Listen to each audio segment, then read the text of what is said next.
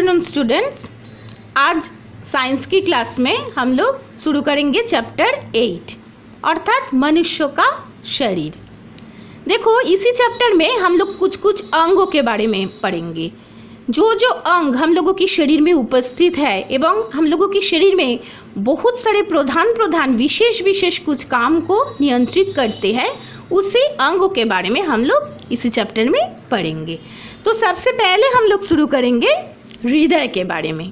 तुम लोग हृदय का नाम सुनी हो, हृदय को इंग्लिश में कहते हैं हार्ट। हार्ट का नाम तुम लोग सुनी हो। तो हार्ट क्या है, हृदय से क्या होता है, उसका काम क्या है?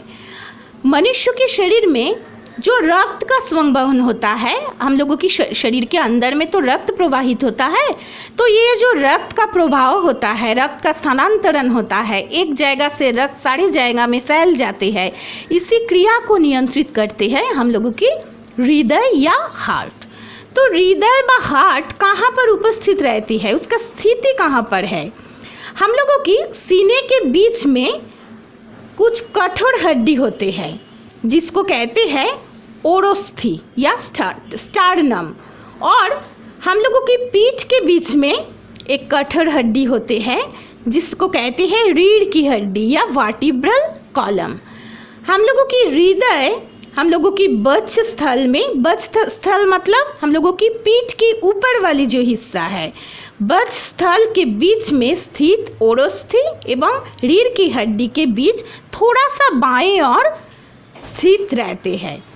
तो हृदय का स्ट्रक्चर क्या है? What is the structure of heart? एक हृदय देखने से कैसे है?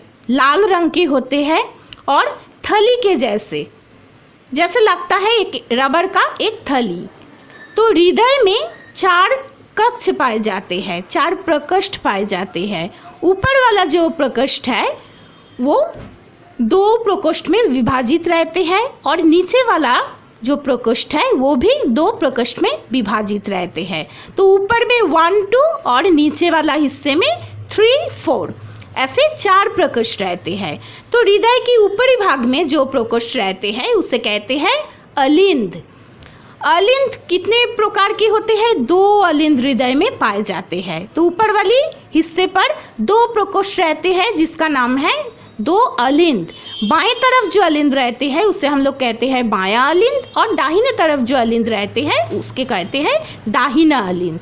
बायां अलिंद के नीचे में और एक प्रकोष्ठ पाए जाते हैं जिसे कहते हैं बायां नीलय, और दाहिना अलिंद के नीचे में जो प्रकोष्ठ पाए जाते हैं उसे कहते हैं दाहिना नीलय। तो ये देखो चारों प्रकोष्ठ का नाम, बायां अलिंद, दूसरा है दाहिना अलिंद, तीसरा है बायां नीलय एवं 4th जो है 4 नंबर जो प्रकोष्ठ है उसका नाम है दाहिना नीलय। तो ये अलिंद नीलय ये सब क्या है? हम लोगों की शरीर की चारों ओर से जो रक्त प्रवाहित होते हैं वो रक्त हम लोगों की अलिंद में प्रवेश करते हैं हृदय के अंदर में एवं नीलय में जाते हैं। नीलय से फिर हृदय की बाहर हम लोगों की सारे शरीर में फैल जाते हैं। तो अलिंद एवं नीलय का यही कार्य है कि सारे शरीर में से रक्त को अपने अंदर प्रवेश करवाना एवं नीलय के द्वारा फिर सारे शरीर में फैलना। तो ये है चारों प्रकोष्ठ का नाम। ये जो 4 प्रकोष्ठ है, सभी प्रकोष्ठ के साथ कुछ कुछ शिरा एवं धमनी युक्त रहते हैं। तो किन प्रकोष्ठ के साथ क्या क्या शिरा या धमनी युक्त रहते हैं तुम लोगों को थोड़ा सा याद रखना पड़ेगा। पहले तुम लोग समझ लो मैं जो बोल रही हूँ।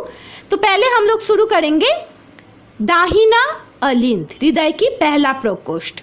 दाहिना अलिंद ऐसा ही एक भाग है जिसमें हम लोगों की सारे शरीर में उपस्थित अशुद्ध रक्त अर्थात कार्बन डाइऑक्साइड युक्त रक्त हृदय में प्रवेश करते हैं, हृदय की दाहिना अलिंद में प्रवेश करते हैं।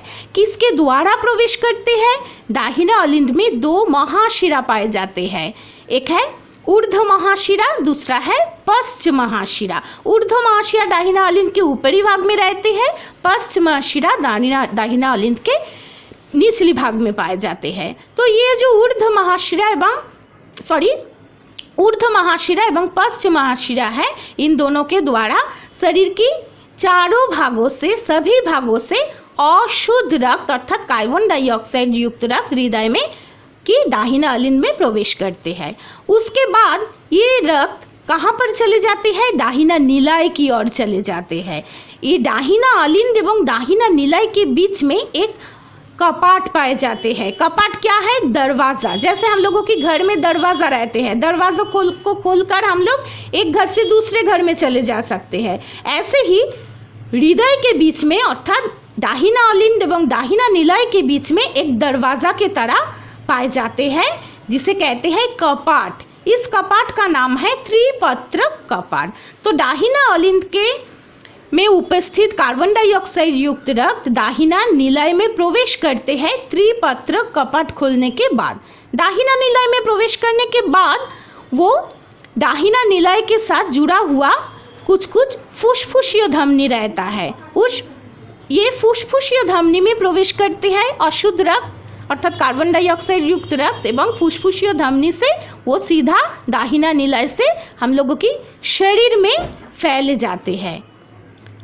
नेक्स्ट हम लोग पढ़ेंगे बाएं तरफ की भाग, हृदय की बाएं अलिंद। हृदय की बाएं अलिंद में हर वक्त शुद्ध रक्त का प्रभाव होता है। शुद्ध रक्त मतलब ऑक्सीजन युक्त रक्त। ये तुम लोग याद रखोगी, शुद्ध रक्त कहते हैं ऑक्सीजन युक्त रक्त को, अशुद्ध रक्त कहते हैं कार्बन डाइऑक्साइड युक्त रक्त को। तो बायां अलिंद में फेफड़ा में उपस्थित शुद्ध रक्त हम लोगों की हृदय की बाएं अलिंद में प्रवेश करते हैं। किसके द्वारा प्रवेश करते हैं? बाएं अलिंद में उपस्थित कुछ फुसफुसियों शिरा पाए जाते हैं। फुसफुसियों शिरा के द्वारा शुद्ध रक्त बाएं अलिंद में प्रवेश करते हैं। उसके बाद वो शुद्ध रक्त बाएं नीलाय में चले जाते हैं। तो बाएं अलिंद एवं बाएं नीलाय के बीच में और एक कपाट रहते हैं, जिसे कहते हैं द्विपत्र कपाट। तो द्विपत्र कपाट को खोलकर शुद्ध रक्त बायां अलिंद से बायां नीलाय में प्रवेश करते हैं। उसके बाद बायां नीलाय से लगा हुआ महाधमनी के द्वारा शुद्ध रक्त अर्थात ऑक्सीजन युक्त रक्त हम लोगों की शरीर में फैल जाते हैं, सारे और शरीर में फैल जाते हैं। तो ये है हृदय की गठन एवं हृदय के द्वारा रक्त का परिवहन की क्रिया। ये वाला जो भाग है बहुत अच्छा से सुनोगी, ज़रूरत पड़े तो एक से ज़्यादा बार बार सुनोगी, तब तुम लोग समझ पाओगी। नेक्स्ट हम लोग चले जाएंगे, देखो दाहिना एवं बाएं अलिंद में रक्त एक साथ ही प्रवेश करते हैं। पुनः दाहिना और बायां अलिंद से रक्त एक साथ क्रमशः दाहिना एवं बाएं नीलाय में प्रवेश करते हैं। दाहिना और बाएं नीलाय से रक्त एक साथ क्रमशः फेफड़े की धमनी और महाधमनी में प्रवेश करता है। हम लोगों का जो हृदय है, ये जो हृदय में हर वक्त रक्त प्रवेश करते हैं, फिर हृदय से रक्त अलिंद जाते हैं, अलिंद से नीलाय में आते हैं, नीलाय से शरीर की बाहर हृदय की बाहर में चले आते हैं। तो इसके लिए क्या होता है? ये लगातार एक क्रिया है। इस क्रिया के लिए हृदय में कंपन तैयार होता है, क्योंकि एक बार हृदय में रक्त प्रवेश करती है, एक बार हृदय में से रक्त बाहर निकालते हैं। इसीलिए हृदय में एक दबाव तैयार होता है एवं हृदय में कंपन उत्पन्न होता है। हृदय एक बार जब रक्त हृदय में प्रवेश करते हैं तब हृदय फैल जाते हैं, उसके आकार बड़ा हो जाते हैं, क्योंकि उसमें दबाव तैयार होता है। और जब हृदय से रक्त बाहर निकाल आते हैं तो हृदय छोटा हो जाते हैं, क्योंकि हृदय में संकुचन होता है, ये संकुचित हो जाते हैं। तो ऐसे ही हर वक्त हम लोगों की हृदय में एक बार प्रसारण, एक बार संकुचन, एक बार प्रसारण मतलब फैलना, एक बार प्रसारण, एक बार संकुचन, ऐसे होता ही रहता हम लोगों को। जब तक हम लोग जिंदा रहते हैं तब तक ही हम लोगों की हृदय में एक बार संकुचन, एक बार प्रसारण, एक बार संकुचन, एक बार प्रसारण, ऐसा ही होता ही लगता है। इसे कहते हैं हृदय की धड़कन। तो हम लोगों में हृदय की धड़कन कितना है? एक नॉर्मल व्यक्तियों में, सुस्त व्यक्तियों में एवं उसके शरीर में हृदय की धड़कन है 1 मिनट में 72 to 80 टाइम्स। 1 मिनट में हृदय 72 से 80 बार धड़कते हैं। नेक्स्ट हम लोग पढ़ेंगे हृदय की समस्याएं। क्या क्या समस्या, कुछ कुछ प्रॉब्लम होता है, कुछ कुछ बीमारियां होता है हृदय में, क्या क्या है। नंबर 1 समस्या है हृदय में छेद उत्पन्न होना। छेद मतलब छिद्र। कभी कभी हृदय की दीवार में छेद तैयार होता है किसी किसी की दीवार में। तो ये छेद उत्पन्न होने से क्या क्या लक्षण दिखाई देते हैं। जो व्यक्तियों के हृदय में छेद तैयार होता है वो बहुत ही कमज़ोर हो जाते हैं। उसमें कोई भी कार्य करने से, दौड़ने से, चलने से हाथ तैयार होते हैं, वो हँप जाते हैं और कोई भी कार्य वो ठीक से करने का एनर्जी उसे नहीं मिलता है। तो इस प्रकार की प्रॉब्लम होने से, इस प्रकार की बीमारी होने से इलाज कैसे करवाना चाहिए, डॉक्टर के पास जाना चाहिए एवं उसकी ऑपरेशन करवाना चाहिए हृदय की। सेकेंड जो प्रॉब्लम है, सेकेंड जो समस्या है वो है हृदय का संकुचन बीच बीच में बंद हो जाते हैं। मैं अभी तुम लोगों को बोली हूँ कि हृदय हम लोगों की मृत्यु तक हृदय में कंपन होता है। एक बार संकुचन प्रसारण ऐसे होता ही रहता है। कभी कभी ऐसा होता है कि हृदय के संकुचन बीच बीच में बंद हो जाते हैं। ये होने के लिए क्या क्या लक्षण दिखाई देते हैं। चक्कर आते हैं, कोई कोई गिर जाते हैं, माथा घूमते हैं। और इसकी इलाज क्या है, डॉक्टर के पास जाना पड़ता है और हृदय की ऑपरेशन करने के बाद उसमें पेसमेकर नामक एक प्रकार की बैटरी के जैसे होते हैं, वो पेसमेकर बैठने का ज़रूरत होता है। नंबर 3 समस्या क्या है, कभी कभी व्यक्तियों में हृदय की दीवारों की जो पेशी है उसमें रक्त के प्रवाह कम हो जाते हैं। हृदय में तुम लोग हृदय तो अभी पढ़ चुकी हो, तुम लोग जानती हो हृदय के साथ बहुत सारे धमनी, बहुत सारे शिरा युक्त रहते हैं एवं हृदय की बाहरी और कुछ कुछ हृद पेशी युक्त रहते हैं। तो हृद पेशी युक्त रहने के कारण हृदय के अंदर में रक्त का प्रवाह कभी कभी कम हो जाते हैं। इसीलिए वो व्यक्ति ठीक से कोई भी काम नहीं कर पाते हैं, उसमें पसीना निकल रहे आते हैं, सीने में कभी कभी दर्द होता है। तो ये ऐसे बीमारी होने से क्या करना चाहिए, दवाई लेना चाहिए डॉक्टर के पास जाने के बाद, और ज़रूरत पड़े तो ऑपरेशन भी करवाना चाहिए। तो ये है तीनों प्रकार की समस्या जो हृदय के साथ जुड़ा हुआ रहते हैं। तो नंबर और एक बार मैं तुम लोगों को याद दिलाती हूँ क्या है। नंबर 1 समस्या है हृदय में छेद तैयार होना। नंबर 2 समस्या है हृदय का संकुचन बीच बीच में बंद हो जाना। और नंबर 3 जो समस्या है हृदय की दीवारों की पेशी में रक्त की प्रवाह कम हो जाना।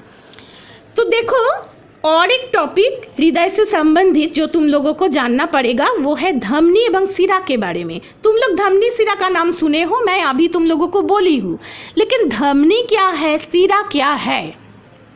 धमनी है ऐसा कुछ कुछ नाली जो हृदय से जुड़ा रहता है, जिसके द्वारा हर वक्त शुद्ध रक्त का प्रवाह होता है, अर्थात ऑक्सीजन युक्त रक्त का प्रवाह होता है धमनी के साथ द्वारा। और शिरा क्या है, शिरा भी ऐसा कुछ रक्त नाली है जिसके द्वारा हर वक्त अशुद्ध रक्त का प्रवाह होता है, अर्थात कार्बन डाइऑक्साइड युक्त रक्त का प्रवाह होता है। तो यही है धमनी एवं शिरा। ऐसे क्वेश्चन आता है धमनी एवं शिरा में अंतर क्या है, मैं तुम लोगों को क्वेश्चन आंसर दे दूंगी, तब तुम लोगों को पता चलेगा, देख पाओगी तुम लोग धमनी एवं शिरा की अंतर क्या है। यही सबसे प्रधान अंतर है कि धमनी के द्वारा शुद्ध रक्त अर्थात ऑक्सीजन युक्त रक्त का प्रवाह होता है, शिरा के द्वारा अशुद्ध रक्त या कार्बन डाइऑक्साइड युक्त रक्त का प्रवाह होता है। तो अभी हम लोग पढ़ेंगे रक्त के बारे में। हम लोग तो जान चुके हैं कि हृदय के द्वारा अंदर से रक्त का प्रवाह होता है। तो रक्त क्या है, व्हाट इज ब्लड। रक्त है एक प्रकार की संयोजक उत्तक, एक प्रकार की तरल संयोजक उत्तक जो हम लोगों की सारे शरीर के अंदर में फैले रहते हैं एवं परिवाहित होता है सारे शरीर में। तो ये जो रक्त है, रक्त का गठन कैसा है, रक्त में क्या क्या रहता है, उपादान क्या क्या है। रक्त में मूलतः 2 प्रकार की उपादान पाए जाते हैं। एक है रक्त की जलीय अंश जिसे कहते हैं प्लाज्मा, और दूसरा उपादान है रक्त का कण या रक्त की कोशिका। तो पहले हम लोग पढ़ेंगे रक्त के जलीय अंश। रक्त का अधिकांश हिस्सा ही जलीय होते हैं, इसे प्लाज्मा कहते हैं। रक्त में प्लाज्मा नहीं होने पर ये विभिन्न मोटी पतली नाली द्वारा एक स्थान से दूसरे स्थान पर प्रवाहित नहीं हो सकता है, अर्थात रक्त तरल नहीं बन पाते हैं। प्लाज्मा उपस्थित रहने के कारण ही रक्त तरल होते हैं।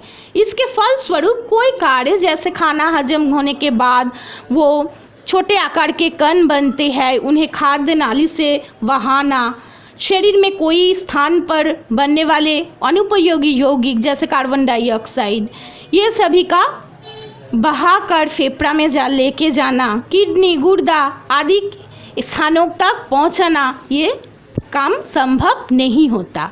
तो प्लाज्मा है रक्त की एक प्रधान उपादान जिसमें रहता है 95% जल, इसीलिए प्लाज्मा को रक्त की जलीय उपादान कहते हैं।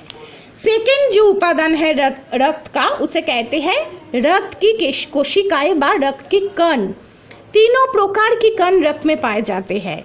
एक है लाल रक्त कणिका, सेकेंड है सफ़ेद रक्त कणिका और नंबर थर्ड है अनुचक्रिका। लाल रक्त कणिका, जिसे हम लोग शॉर्ट में कहते हैं RBC, रेड ब्लड कॉर्पसल, ये लाल रंग की होते हैं। क्यों होते हैं? क्योंकि इसके अंदर में हीमोग्लोबिन पाए जाते हैं एवं ये लाल रक्त कणिका की उपस्थिति के कारण हम लोगों का रक्त का रंग भी लाल होता है। सेकेंड जो कणिका है सफ़ेद रंग कणिका, वो उसका रंग सफ़ेद होते हैं एवं ये भी हम लोगों की रक्त में मिश्रित रहता है। और थर्ड है अनुचक्रिका, ये भी एक प्रकार की कणिका है जो रक्त में उपस्थित रहता है। तो लाल रंग कणिका का कार्य क्या है? लाल रंग कणिका हम लोगों के शरीर में जो कार्बन डाइऑक्साइड, ऑक्सीजन रक्त के अंदर से प्रवाहित होते हैं, वो लाल रंग कणिका के द्वारा ही होता है। और नंबर 2 सेकेंड सफ़ेद रक्त कणिका का कार्य क्या है? शरीर में प्रवेश करने वाले सारे रोग जीवाणु हम लोगों की शरीर में जब पहुंचते हैं, प्रवेश करते हैं, तो रक्त में उपस्थित सफ़ेद रक्त कणिका व WBC उसे मार डालते हैं। तो रोग जीवाणु के संक्रमण से शरीर को बचाना है सफ़ेद रक्त कणिका का कार्य। और अनुचक्रिका का कार्य क्या है? अनुचक्रिका की उपस्थिति के कारण हम लोगों की रक्त में जमने की क्रिया होता है। जमना मतलब रक्त धीरे धीरे कठोर हो जाते हैं। हम लोगों की शरीर की कोई भी भागों में जब काट जाते हैं, वहाँ से खून निकालते हैं, कुछ देर बाद हम लोग क्या देखते हैं, उसी जगह की खून धीरे धीरे जम जाते हैं। तो ये जो खून जमने का क्रिया, इस क्रिया में भाग लेते हैं अनुचक्रिका। अनुचक्रिका रक्त में नहीं उपस्थित रहेगा तो कोई भी काटा हुआ भागों से सारे खून हम लोगों की शरीर से निकाल जाएगा एवं मनुष्य का मृत्यु भी हो जाएगा। तो ये है रक्त के प्रधान कुछ उपादान। अभी हम लोग पढ़ेंगे जीवाणुओं के बारे में, जो जीवाणु रक्त में प्रवेश करते हैं एवं हम लोगों की शरीर में विभिन्न प्रकार की रोग को फैलाते हैं। जैसे विभिन्न प्रकार के जीवाणु होते हैं, जैसे टाइफाइड की जीवाणु, एड्स की जीवाणु व हेपाटाइटिस की जीवाणु। कोई भी जीवाणु हम लोगों की जब शरीर में प्रवेश करते हैं, तब हम लोगों की शरीर की रक्त में उपस्थित वाइट ब्लड कॉर्पसल व सफ़ेद रक्त कणिका उसे मार डालते हैं एवं हम लोगों की शरीर को रोग से बचाते हैं। तो ये जो जीवाणु कैसे प्रवेश करते हैं? विभिन्न प्रक्रिया के द्वारा हम लोगों की शरीर में जीवाणु प्रवेश करते हैं, जैसे भोजन के द्वारा, जल के द्वारा, रक्तदान के द्वारा, खाने की नली के माध्यम से, पाकस्थली के माध्यम से, मुख गह्वर के माध्यम से। और हम लोगों के शरीर पर उपस्थित जीवाणु को मारने के लिए रक्त की WBC व श्वेत रक्त कणिका, सफ़ेद रक्त कणिका तो बहुत ही उपयोगी है। इसको छोड़कर और एक पदार्थ हम लोगों की में उपस्थित रहता है जो शरीर में प्रवेश करने वाले जीवाणुओं को मार डालते हैं। इस पदार्थ का नाम क्या है? नंबर 1 है लार में उपस्थित लाइसोजाइम। हम लोगों की मुंह में जो लार रहते हैं, लार रस, उसमें उपस्थित एक प्रकार की तरल है, उसे लाइसोजाइम कहते हैं। वो भी हम लोगों की शरीर की जीवाणुओं को मारते हैं। और पाकस्थली में उपस्थित एक एसिड, हाइड्रोक्लोरिक एसिड कहते हैं, वो भी हम लोगों की शरीर की जीवाणुओं को मार डालते हैं। तो रक्त का कौन कौन सा भाग बा शरीर के कौन कौन सा अंश जीवाणुओं को मारते हैं? इसका आंसर क्या होगा? एक है रक्त में उपस्थित WBC और दूसरा है लाड़ में उपस्थित लाइसोजाइम एवं पाकस्थली में उपस्थित हाइड्रोक्लोरिक एसिड। तो ऐसा कुछ कुछ बीमार हम लोगों में होता है जीवाणुओं के संक्रमण के द्वारा। तो इसी बीमार से बचाने के लिए हम लोग क्या करते हैं? टीका लगाते हैं। टीका मतलब इंजेक्शन लेते हैं, कभी कभी दवाई भी पीते हैं। जैसे तुम लोग पोलियो की दवाई पीते हो, पोलियो की टीका लेते हो, इसे कहते हैं टीकाकरण। इस टीकाकरण के द्वारा हम लोग क्या करते हैं? रक्त में WBC को मात्रा को हम लोग बढ़ा देते हैं एवं उसके फलस्वरूप हम लोगों में शरीर में प्रवेश करने वाले जीवाणुओं को WBC मार देते हैं और बीमारियों से हम लोगों को शरीर को बचाता है। तो देखो, हम लोगों को सुस्त रहने के लिए टीकाकरण का जरूरत बहुत ही उपयोगी है। तो ये जो हम लोगों की शरीर में प्रतिरोधक, कोई भी रोग से बचने के लिए जो प्रतिरोधक क्षमता है उसे कहते हैं रोग प्रतिरोधक क्षमता। शरीर में बीमारी को से बचाने के लिए रोग प्रतिरोध करने वाले क्षमता को बढ़ाना चाहिए। तो कैसे हम लोग उसको बढ़ा सकते हैं? भोजन के द्वारा। किस प्रकार की भोजन? मेनली प्रोटीन भोजन। हम लोग जितना प्रोटीन ग्रहण करेंगे, खाएंगे, उतना ही हम लोगों के शरीर में रोग प्रतिरोधक क्षमता बढ़ जाएगा। तो ये प्रोटीन भोजन क्या क्या है, उसका उदाहरण क्या क्या है? जैसे अंडा, दाल, मछली, मांस, पनीर, सोयाबीन, चना, राजमा, इन सभी भोजन में बहुत ही अधिक प्रोटीन रहता है एवं उसको खाने से हम लोगों की शरीर से रोग प्रतिरोधक क्षमता को बढ़ा सकते हैं एवं हम लोग सुस्त रह सकते हैं। तो लड़कियाँ आज यहाँ तक ही हम लोग पढ़ेंगे, फिर नेक्स्ट दिन हम लोग पढ़ेंगे फेफड़ाक्स के बारे में। पहले वीडियो को अच्छा से सुनो, उसके बाद मैं नीचे क्वेश्चन आंसर दूंगी, उसको पढ़ो।